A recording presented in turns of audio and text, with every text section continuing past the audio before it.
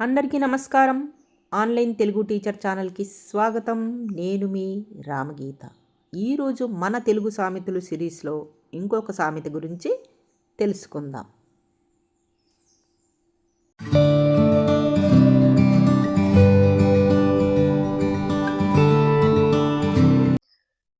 ఈరోజు సామెత గుమ్మడికాయ దొంగ అంటే భుజాలు తడుముకున్నట్లు అని. దీనికి ఒక చిన్న స్టోరీ చెప్పుకుందామా? అనగనగా ఒక ఊరిలో ఒక మోతిబర్ రైతు ఉండేవాడు. ఆయన తన పెరట్లో చాలా శ్రద్ధగా కూరగాయలు పండించేవాడు. ముఖ్యంగా ఆయన పెరట్లో కాసిన ఒక పెద్ద గుమ్మడికాయ అంటే ఆయనకి చాలా ఇష్టం. దాన్ని ఏదో ఒక పండగ రోజు వండుకుందామని ప్లాన్ చేసుకున్నాడు.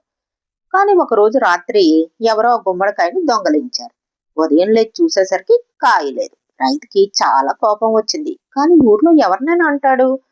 వెంటనే ఆ ఊరి పెద్ద మనిషి దగ్గరికి వెళ్లి ఫిర్యాదు చేశాడు. ఊరి పెద్ద మనిషి తెలివైన వాడు. ఆయన ఊరి జనాలందరినీ రచ్చబండ దగ్గరికి పిలిపించాడు. రైతు గారి ఇంట్లో గుమ్మడికాయ చోరీ అయింది. మీలో ఎవరో ఒకరే అది తీసుంటారు కదా, నిజం ఒప్పేసుకోండి అన్నాడు. కానీ ఎవ్వరూ ముందుకు రాలేదు.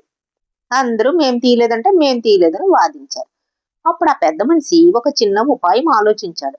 అందరి వంక సీరియస్ గా చూస్తూ ఇలా అన్నాడు: దొంగతనం చేసిన వాడు ఎంత తెలివైన వాడైనా ఒక చిన్న తప్పు చేస్తాడు. గుమ్మడికాయని ఎత్తుకెళ్లేటప్పుడు దానిపైన ఉన్న తెల్లటి బూడిదని వాడు ఇంకా దులుపుకోలేదు. అదిగో వాడి భుజం మీద ఇంకా మరక కనిపిస్తుంది అని.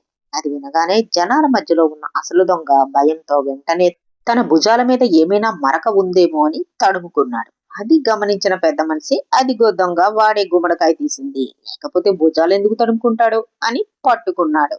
తప్పు చేసిన వాడి మనసు ఎప్పుడూ భయపడుతూనే ఉంటుంది.